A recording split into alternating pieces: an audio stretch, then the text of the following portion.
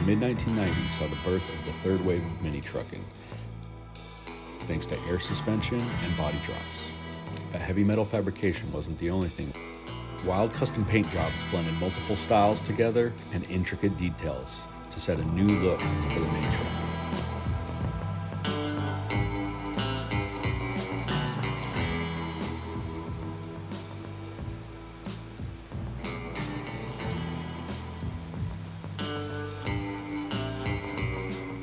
So we're kind of in the late 80s, touching into the early 90s with the mini truck craze.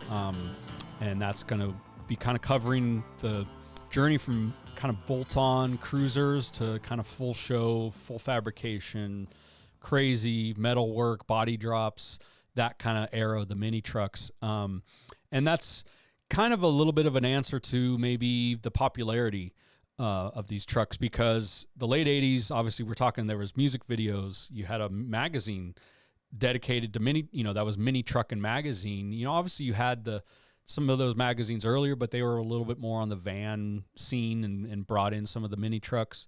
But it was now kind of, you had your own little mini industry that was based around mini trucks. Absolutely. And the OEs kind of saw that a little bit, saw that popularity. You did. You had, I mentioned on the last episode, like Nissan came out with the Desert Runner. I believe that was 86 and a half, 87, because it was a hard body, and that was kind of their version of what a desert truck would look like, even though it wasn't. Yeah.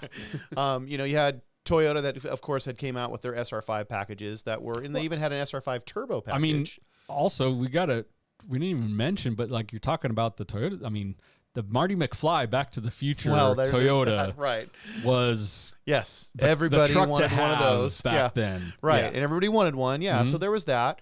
But then like Chevrolet started doing a lot with their S-Series trucks. Yeah, the Cyclone. They're doing turbo trucks, taking the motor out of a Grand National, right? Basically, and throwing it into a mini truck. And that was a popular thing. The Buick V6 in a mini truck was for Toyotas to Chevy Loves to whatever in that late 80s.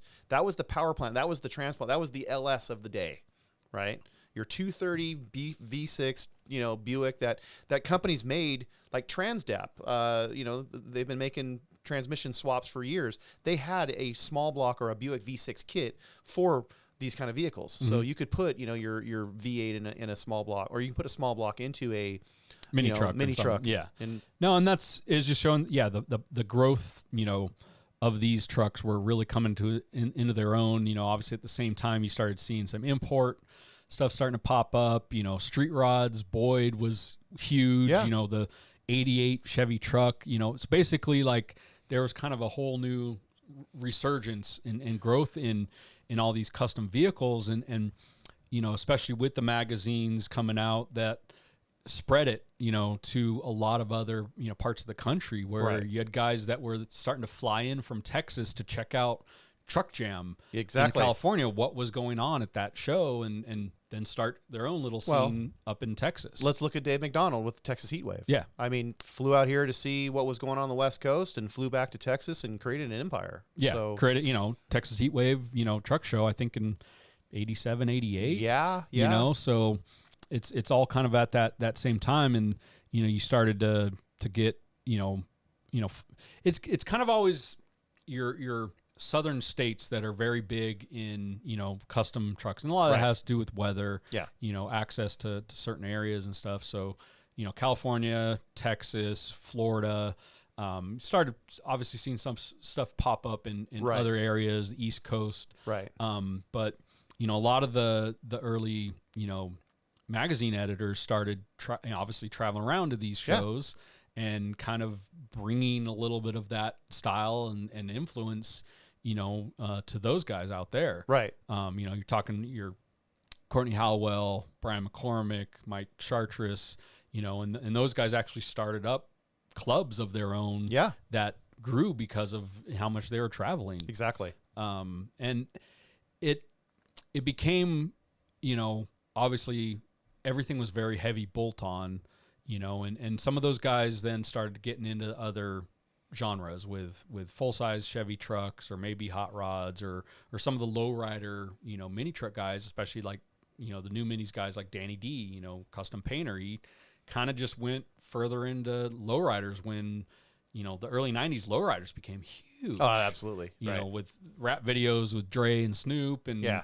you know, Cypress Hill, like, and everything else, like the resurgence of lowriding came back. And so you kind of started to see some of those guys drift off into that scene. Right. But the mini truck guys kind of kept stepping their game up. Well, one thing that was kind of neat was Chevrolet again kind of embraced this. And Chevrolet was coming out obviously with the Cyclone at the time. This was like early, I want to say 91, I think it's the first year of Cyclone. Back in 91, Chevrolet had a sponsored pickup truck contest that was at different stops throughout the country. And the only deal was you had to have an S10. So they were really trying to push that S-Series truck. Yeah. And they had what was called the S10 Pickup Trick Up Contest, which I know it sounds backwards because okay, whatever. Yeah. But it's not Trick My Truck. It's not a Trick My Truck or nothing. In my ride. But the deal was is that they would latch on to an already existing show. Like the one that was here in California was at the Pomona Fairgrounds during another event. It was during, like, at the time it was a Super Chevy event.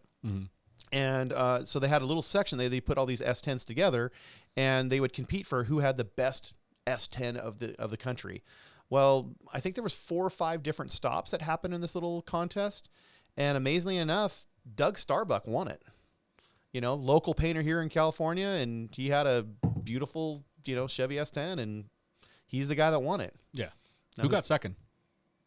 Well, no, actually, yeah. Me and a friend of mine, Ellen Hayes, we won second place with an 82 long bed S10 painted tropical turquoise. Of course. Sitting on 16-inch Porsche alloys with the roof cut off. Come on. That's Come on, 1991. Quintessential.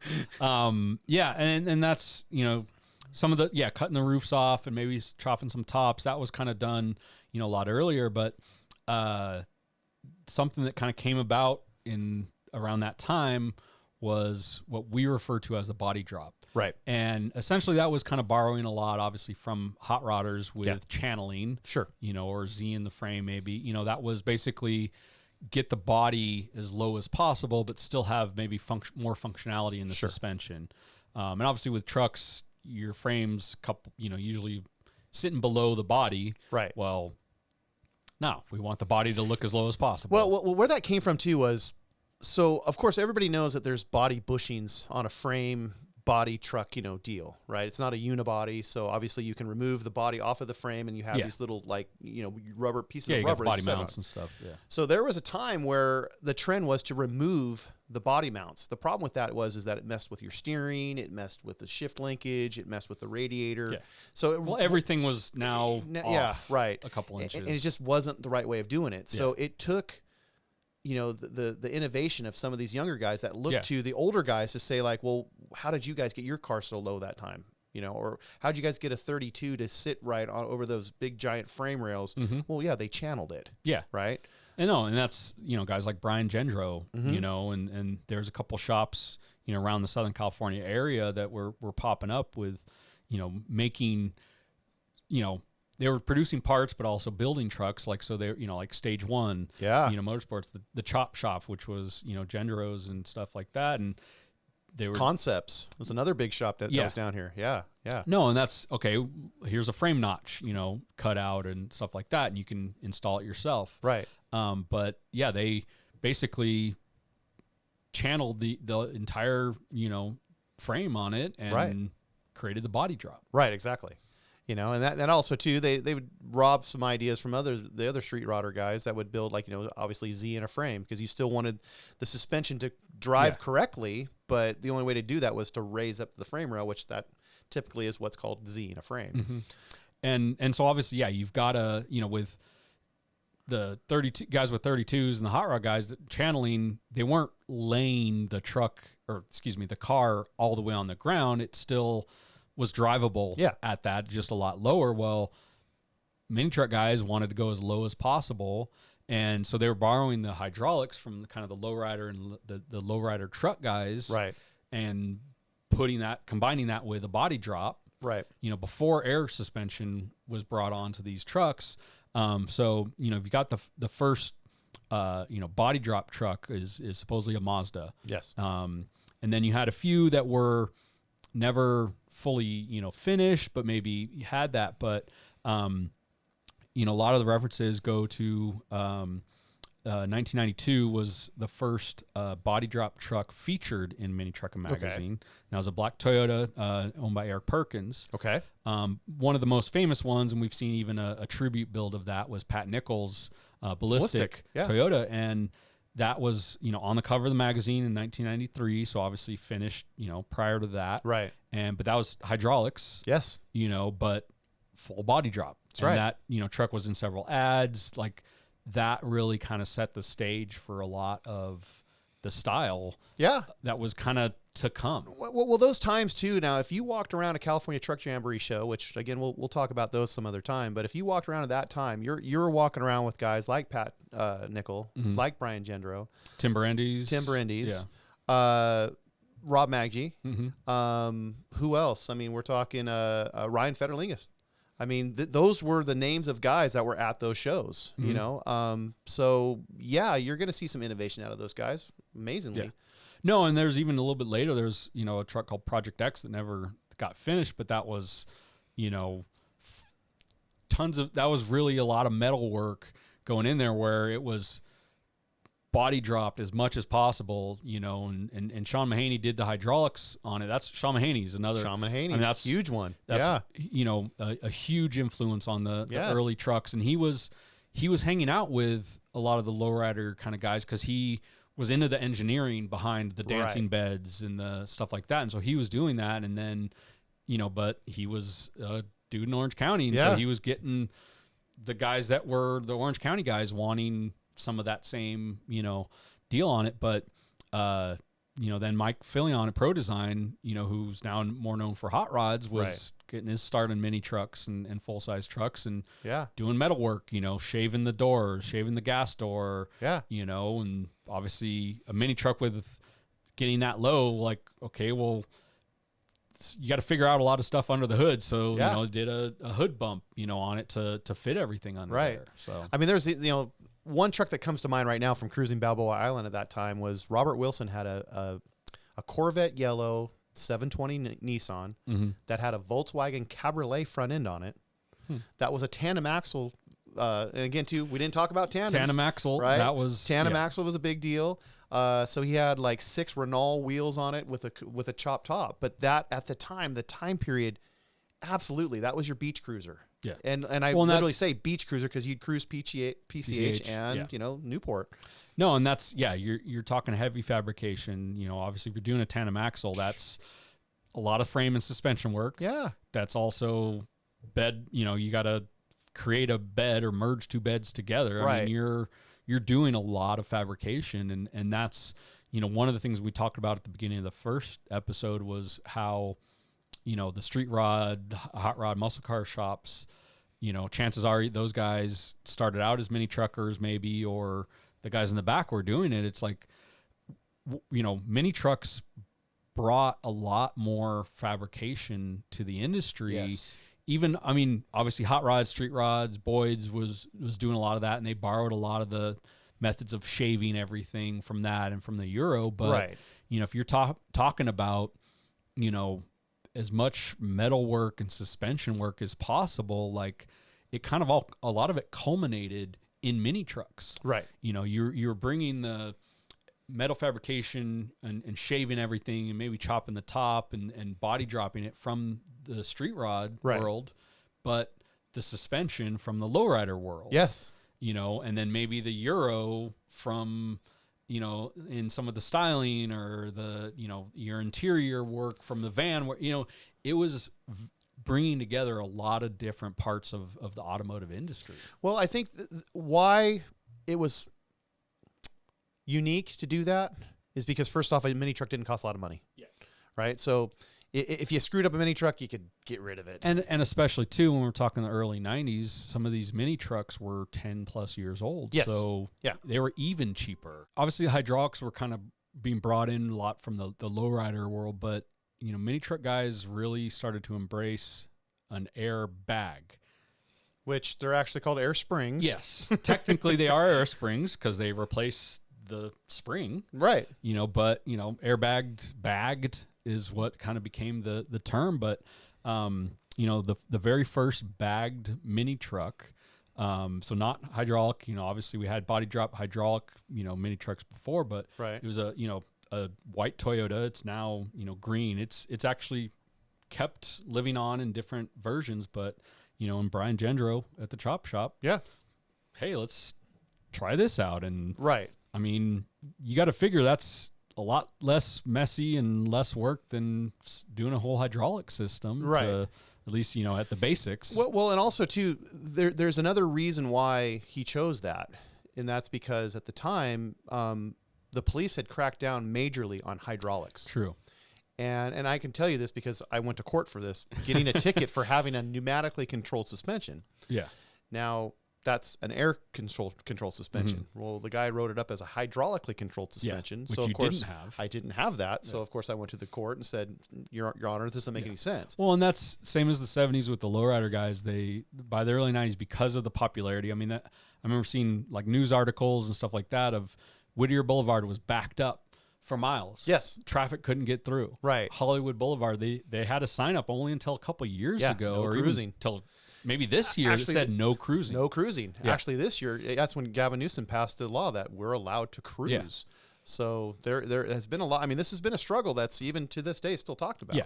And it's you always see that with the kind of the little more underground growing, scene, because hot rod guys got the same shit from the police back in the day, muscle car guys, mini truck import. Now, we see it with takeovers and sideshows and drifting, and it's kind of that progression that has to happen to kind of grow with, absolutely that industry. But, there's a lot of these kind of very influential trucks that started to pop up in the 90s. Absolutely. We've talked about Ballistic being one of the first body dropped trucks. Right. There was a few more, and was really cool. Obviously the naming of trucks, and I think a lot of that came from the magazine world. Did. Obviously, you had to have a title for it, and right. so people would name it. But you had stuff like Rap with Envy, Too Many Mods. Oh yeah. Last Look was kind of, a lot of people consider that kind of a quintessential mini truck. That's a Mount Rushmore. Yeah. That is kind of Mount Rushmore. And even you had on the hood, airbrushed on that was, Craig Frazier, Tito, Courtney Howell. Yeah. Like you had Sean Mahaney, you had a lot of key figures at that time that were kind of immortalized on that truck. Yeah. And that was kind of a thing. I mean, obviously Last Look is something that you can't just take one last look at it. You have to continuously look at it. And when it actually debuted, it was one of those things that did stop everybody. But there were also other trucks that came along, before then that were game changers as well. Yeah. And Last Look was kind of like the culmination a little bit of a lot of that, and super high end roll cage, race seats, full crazy paint job. So it's kind of like, you got to have some of the building blocks to get to Last Look as a pinnacle, if you will. Exactly. And also too, wild paint was a big deal. You started seeing guys like, Cal Concepts, Airbrush, Air Syndicate. Yeah. So you had like Craig K-Daddy, Frazier. Craig Frazier, Dion. Yeah. Sorry. But yeah, you had all those guys in kind of more Central Valley or Northern California that were doing those wild paint jobs they were kind of, it's their own style, their own unique thing, because I don't know, to me at least, you didn't see that at the time, prior to them doing it on a boat. Right. Or on a van or something like that. It was kind of, you're blending in some of the, the checkerboard and the other graphics, but they kind of just went wild with it. Well, the unique thing about that is, for one, Dion Curtis is Curtis drag boats. Okay, so and Cal Concepts was located in Bakersfield, California, which Bakersfield is a huge area for drag boats. They have Lake Ming. It's been a tradition, even throughout the Central Valley, even all the way up to Red Bluff, where they actually have, top fuel hydros, racing on the river there. So those guys were already kind of heavily into that kind of scene as it was, but also they were into mini trucks. Seeing that around. Yeah, they'd see it. Again too, like they were still popping boats out of that shop there. Building hydros and building mini trucks. So you had two things going on at one time that just kind of married themselves.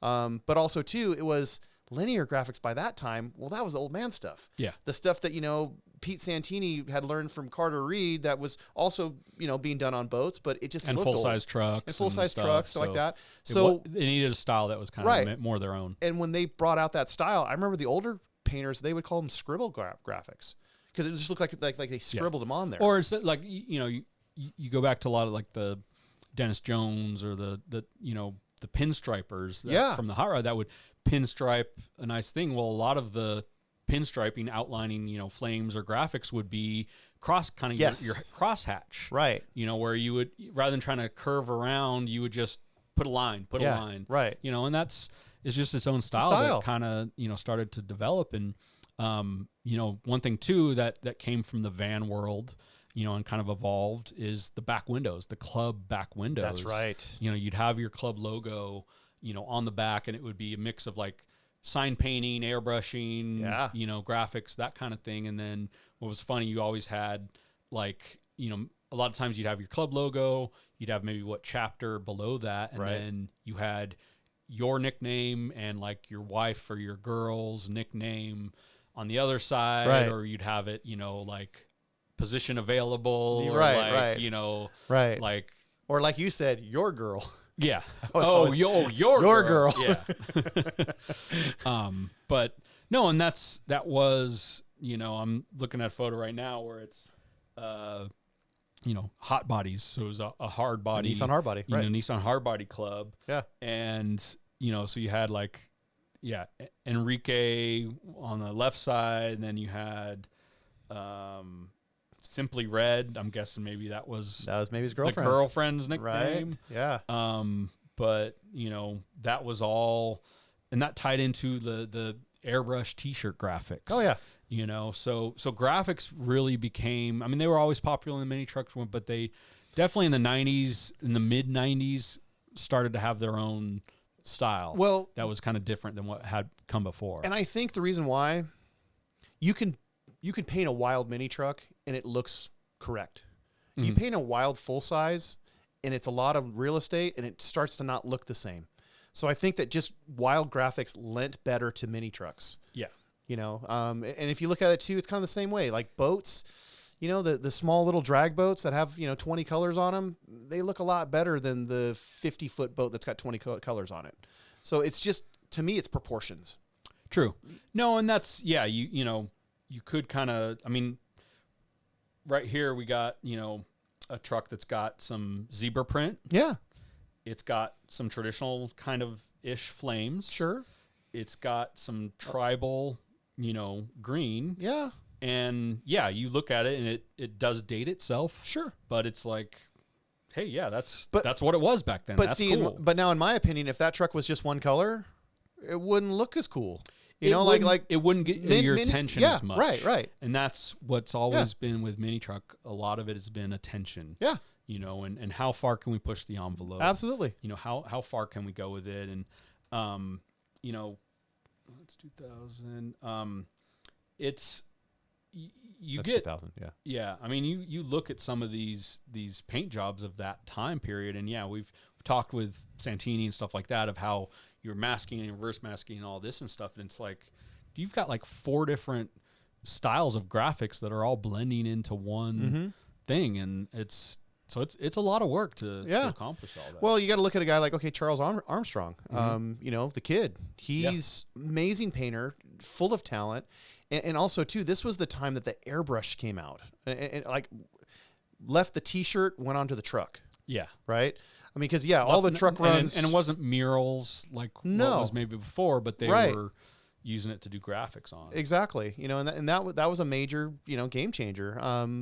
Traditional flames had their place, but honestly, they had their place more in the full size place. So that was still kind of a little more hot rod stuff. Yeah. So and I think later on with the mini trucks, you started to see more flame jobs and more because early 2000s, mid 2000s. Well, and people were at that time the 50s rockabilly greaser hot rod stuff was coming back in popularity. So people were doing the throwback, to the 50s kind of style. Right. But that kind of came, a little bit later. And, and in the 90s, I mean, you started to see obviously a lot more. Well, I'll tell you what, a few things that also killed, like, okay, let's talk about some of the things that went out of style, like Monster Minis, because you couldn't get the tires anymore. That went away. And that's, some of those trends that were in the 80s definitely started to go away. And you there was called like mascots at the time. True. Where those, you had your core mini trucks, right?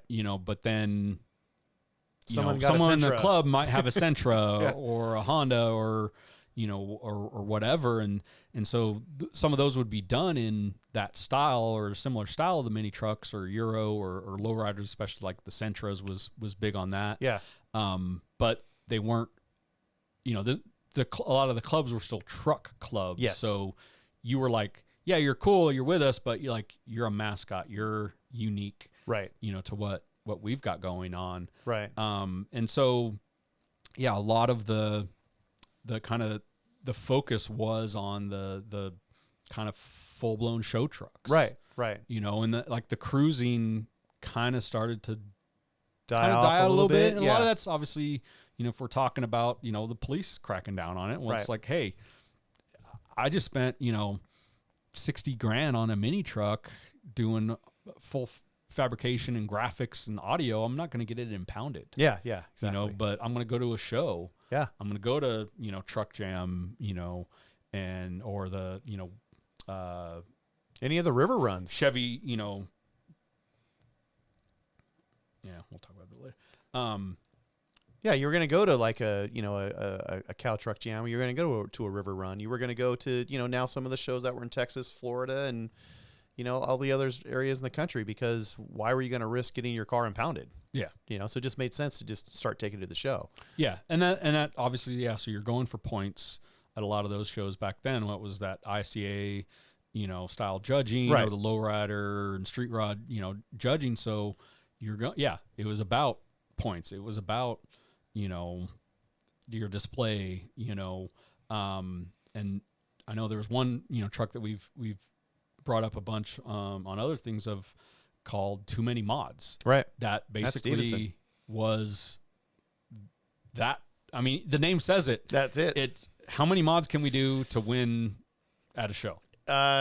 Which includes a working fiberglass jacuzzi, which includes suicide doors, which includes a target top, which includes, I mean, the list goes on. Again, too many mods. Yeah. Right. Everything you can think of. And let's break down some of that. What was on that? And that's what's kind of funny about that truck, because that truck went through, like, it hasn't been touched in at least 30, maybe even 35 years.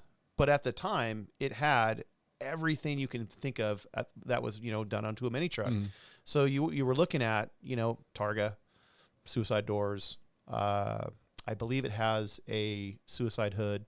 And we say suicide just meaning it opens backwards. Tilt right? hood or something. Yeah. It had the first time it had a tilt bed, but then obviously when the jacuzzi was installed, all the water was going to fall out. All the water was going to fall out. So, but Matt had that truck brand new, built it, showed it, campaigned it very well, and has put that truck away, and it is in his garage still as a time capsule. He'll never sell it. It's rare to see it. I was going to say, I've never seen it. It's very rare to see it. It's a beautiful midnight blue. But it's that truck that screams, this was the mini truck movement, right?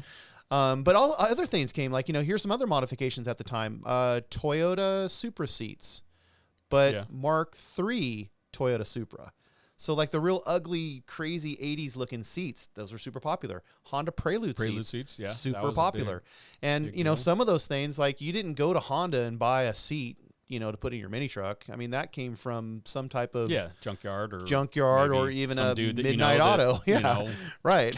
Kind of so snaked them, at least if I didn't know, it's not receiving stolen property. But then other things too, like say here's another mod that people liked, a Nissan truck. You'd put like an 88 or newer Toyota bumper on a Nissan because it looked better, right? Well, and 4-wheel drive fenders. I was just going to bring that up. We're talking about, especially with body dropping or lowering even more, trying to fit wheels in. Yeah, you could bolt on a set of 4x4 fenders. Now you have more clearance, and you had that wider thing that was meant for a wider tire, right? But hey, it works out if you're trying to lower down, and that kind of became a style of its own as right. well. Now shaving too. This is kind of funny. Like the terminology shaving actually is more from the 50s, but it basically just removing an extra item, say like a turn signal, or for mini trucks, door handles. Yeah, it seems like that was the first mod you would do, is remove the door handles and put some type of electric popper in there to open the door. Which would work sometimes. Yeah. Depends on who installed it. Yeah. Roll pans. Roll pans were another big thing. Again, too, I mentioned Mike Burley that came before. from the hot rod. And that came from the hot rod but stuff. That really, right. on the truck, full-size trucks and mini truck, that really kind of came into its own. How about the tailgate, or I'm sorry, the license plate box being put sideways in the tailgate at a diagonal. Or even then later on, I think with the Lexan windows in the back. Crazy Customs, the guys in San Diego. Yeah. The actually, flushed in license plate or tilted license plate, because you're trying to keep it all off the body.